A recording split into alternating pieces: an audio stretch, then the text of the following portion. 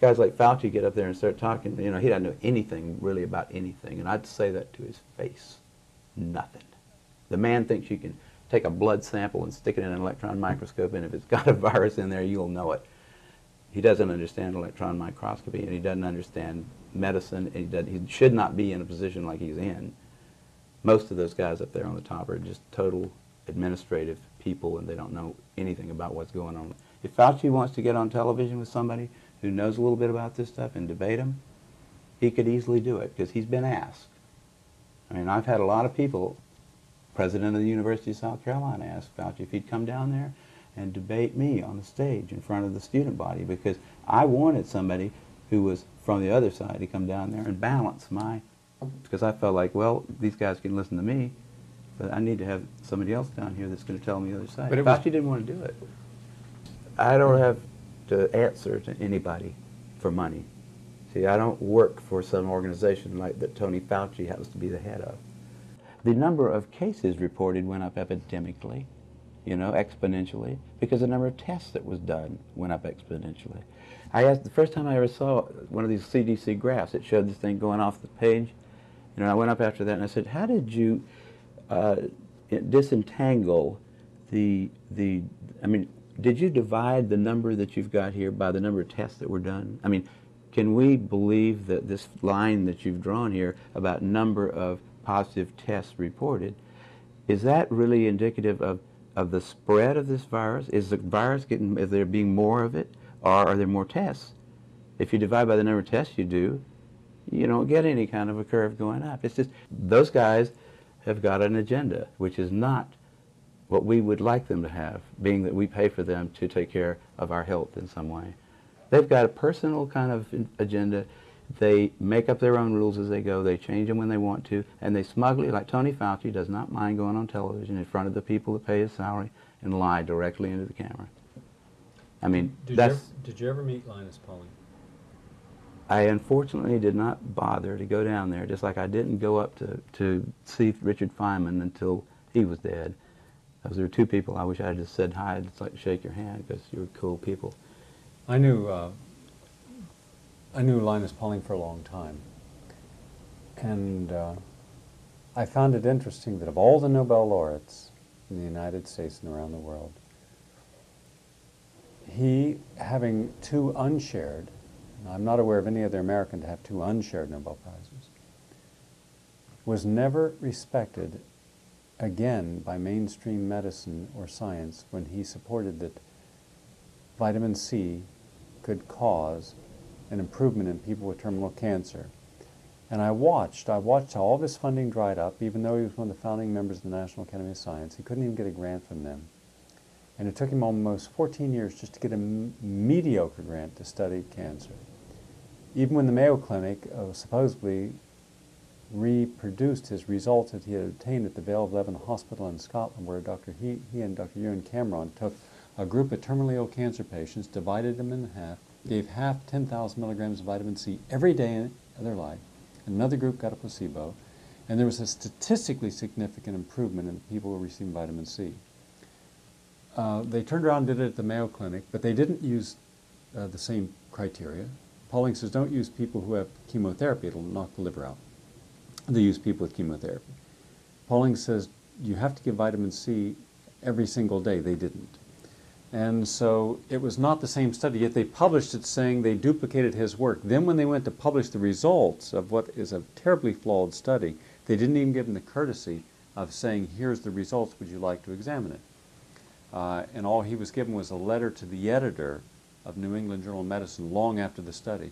And I saw at that time how you can take one of the best and brightest in America, much as they did our greatest living scientist of the century, who was destroyed, Dr. Andrew Ivy.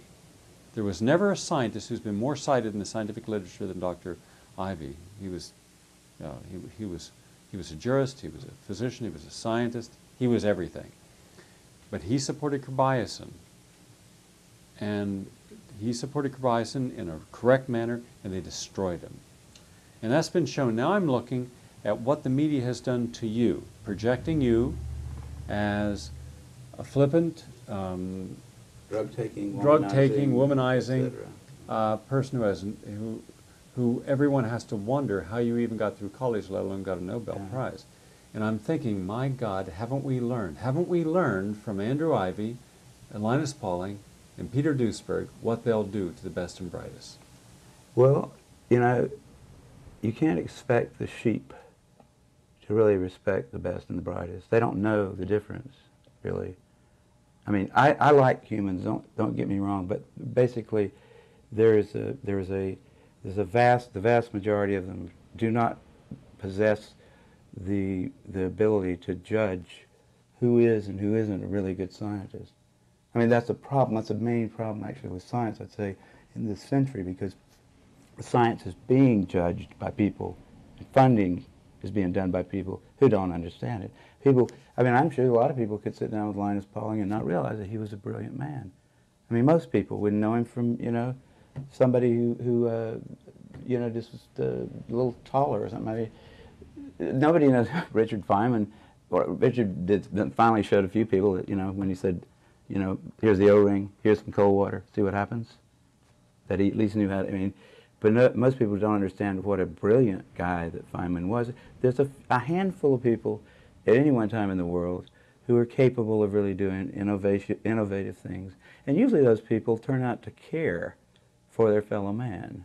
You know, they respect them in a way, although they don't think that most of the people, the great masses of people, really are going to be able to understand what it is they're doing. You know, it's got to, before the transistor radio, most people didn't really understand who John Bardeen was, right? John Bardeen didn't know who John von Neumann was, who was 50 miles away, who needed those transistors really bad with his ENIAC. I mean, there's not a lot of specialized scientists. You don't expect everybody to understand what it is you did. I don't expect my mother to really understand how clever PCR was. I can't explain to her. It was only a few people, you know, that really could see what a clever idea that was at first. Now everybody says, well, it's a wonderful thing because we hear about it all over the place. But see, what I'm saying is, if you're one of these people like Linus Pauling, I'm sure Linus did not expect to be appreciated. You know, I find the scorn of the masses to be sort of a, you know, I mean, if they love you too much, you're probably doing something wrong, don't you think? I mean, the guys that are, if they're willing to elect a president who lies right in front of them and says, I just put it in my mouth, I didn't inhale it. And by the way, Mr. President, it's illegal to have it in your mouth too, whether you inhale it or not. You know, but somehow people say, well, that's such a clever way of getting around that issue. Wasn't he? He's a real diplomat, right? He's a lying bastard, is what he is. But we elected him. You know, there wasn't a whole lot of other possibilities. There never is. But that's the kind of people that you don't expect them to know whether Linus Pauling would be. You know, Linus's first paper about that business of ascorbic acid is all it took to convince me, just the theory. He says, look, here's where we came from. 20 million years ago, we're eating the tops of green plants, of little leaves. We're doing it all day long. It's not a very rich substance. It's got a lot of vitamins in it. And we don't cook it so to destroy the vitamin C. Orang-orang seperti Fauci bangun di sana dan mulai berbicara. Anda tahu, dia benar-benar tidak tahu apa-apa tentang apapun dan saya akan mengatakan itu di hadapannya. Pria itu mengira Anda dapat mengambil sampel darah dan memasukkannya ke dalam mikroskop elektron dan jika ada virus di sana, Anda akan mengetahuinya. Dia tidak mengerti mikroskop elektron dan dia tidak mengerti obat-obatan dan dia seharusnya tidak masuk posisi seperti dia. Kebanyakan dari orang-orang di atas sana hanyalah orang-orang administratif total dan mereka tidak tahu apa-apa tentang apa yang sedang terjadi. Jika Fauci ingin tampil di televisi dengan seseorang yang mengetahui sedikit tentang hal ini dan berdebat dengannya, dia dapat dengan mudah melakukannya karena dia telah diminta. Maksud saya sudah memiliki banyak orang, Presiden Universitas Carolina Selatan, bertanya kepada Fauci apakah dia datang ke sana dan memperdebatkan saya di atas panggung di depan badan mahasiswa karena saya menginginkan seseorang yang berasal dari yang lain. Sisi untuk turun ke sana dan menyeimbangkan. Karena saya merasa, ya, orang-orang ini dapat mendengarkan saya, tetapi saya perlu orang lain di sini yang akan memberitahu saya di sisi lain. Tapi Fauci tidak mau melakukannya. Saya tidak perlu menjawab kepada siapapun untuk uang. Lihat, saya tidak bekerja untuk organisasi seperti yang kebetulan dipimpin oleh Tony Fauci. Jumlah kasus yang dilaporkan naik secara epidemik, Anda tahu, secara eksponensial, karena jumlah tes yang dilakukan meningkat secara eksponensial. Saya bertanya pertama kali saya melihat salah satu grafik CDC ini, itu menunjukkan hal ini keluar dari halaman. Dan saya pergi setelah itu dan saya berkata, bagaimana Anda mengurai? Maksud saya, apakah Anda membagi angka yang Anda dapatkan di sini dengan jumlah tes yang dilakukan? Maksud saya, dapatkah kita percaya bahwa garis yang Anda buat di sini tentang jumlah tes positif yang dilaporkan? Apakah itu benar-benar menunjukkan penyebaran virus ini? Apakah virusnya tertular? Apakah jumlahnya lebih banyak?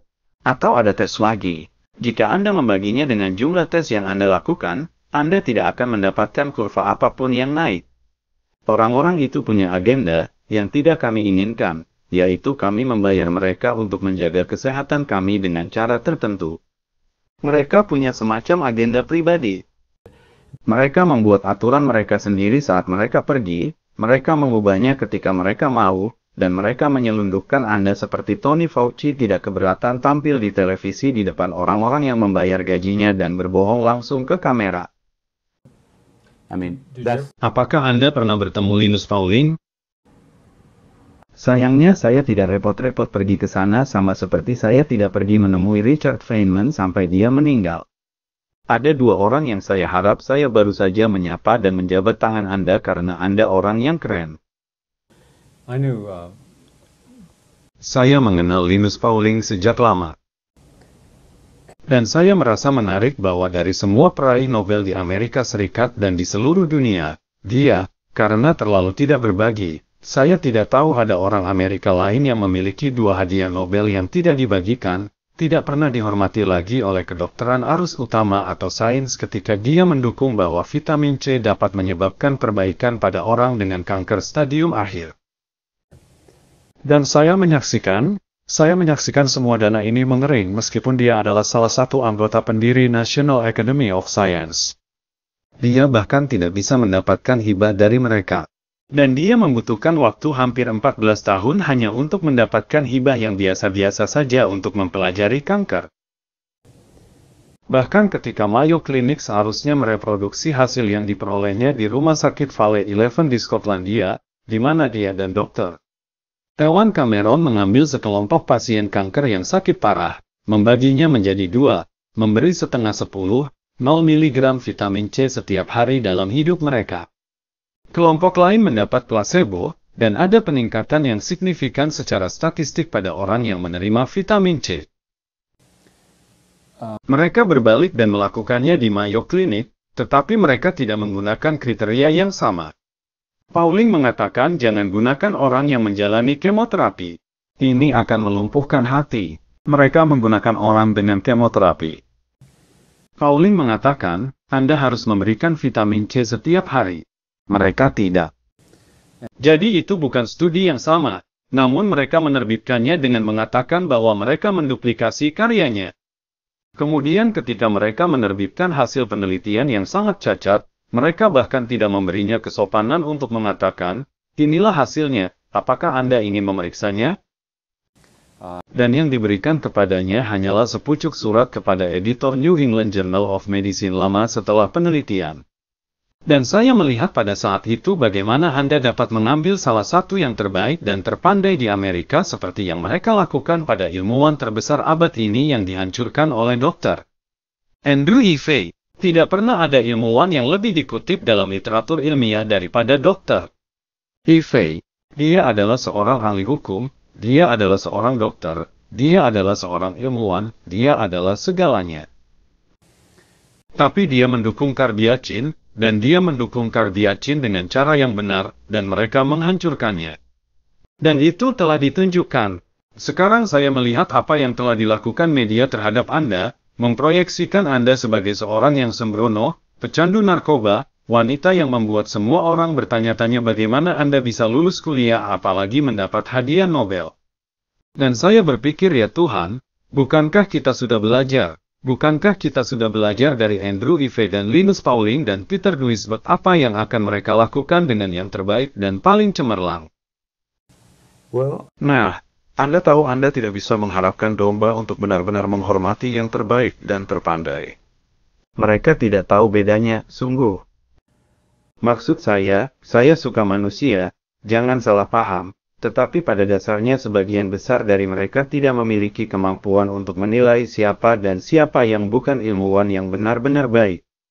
Maksud saya itu masalah utama sebenarnya dengan sains. Saya katakan di abad ini karena sains dinilai oleh orang, pendanaan dilakukan oleh orang yang tidak memahaminya. Teman-teman, maksud saya yakin banyak orang bisa duduk bersama Linus Pauling dan tidak menyadari bahwa dia adalah pria yang brilian. Maksud saya kebanyakan orang tidak akan mengenalnya dari Anda mengenal seseorang yang Anda kenal hanya sedikit lebih tinggi atau semacamnya. Tidak ada yang tahu bagaimana Richard Feynman. Richard akhirnya menunjukkan kepada beberapa orang bahwa Anda tahu, ketika dia berkata, Anda tahu, ini O-ring, ini air dingin, lihat apa yang terjadi. Bahwa dia setidaknya tahu caranya, maksudku, tetapi kebanyakan orang tidak mengerti betapa briliannya Feynman itu.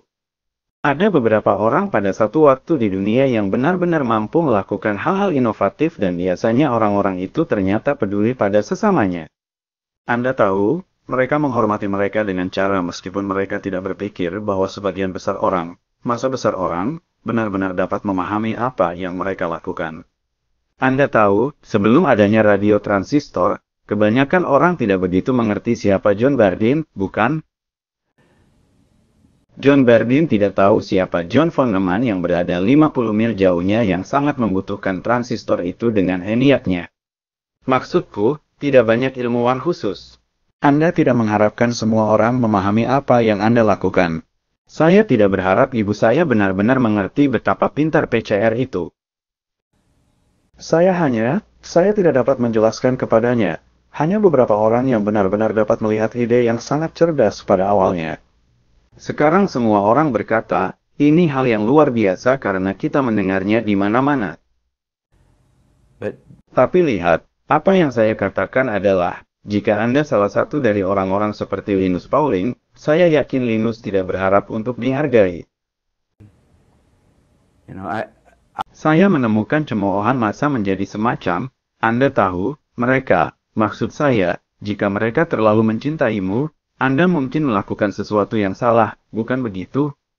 Maksud saya, teman-teman, jika mereka mau memilih presiden yang terletak tepat di depan mereka dan berkata, saya taruh saja di mulut saya tidak menghirupnya.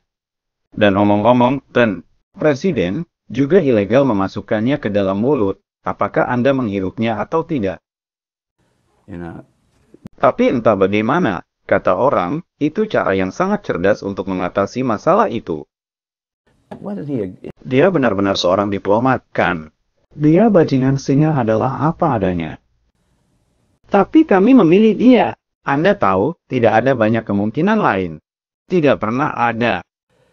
Tapi orang-orang seperti itulah yang Anda tidak harapkan mereka tahu apakah Linus Pauling akan, Anda tahu, makalah pertama Linus tentang bisnis asam askorbat yang diperlukan untuk meyakinkan saya. Hanya teorinya. Dia berkata, lihat, dari sinilah kami berasal. 20 juta tahun yang lalu kita memakan pucuk tumbuhan hijau, daun-daun kecil. Kami melakukannya sepanjang hari. Itu bukan zat yang sangat kaya. Ada banyak vitamin di dalamnya, dan kami tidak memasaknya untuk menghancurkan vitamin C.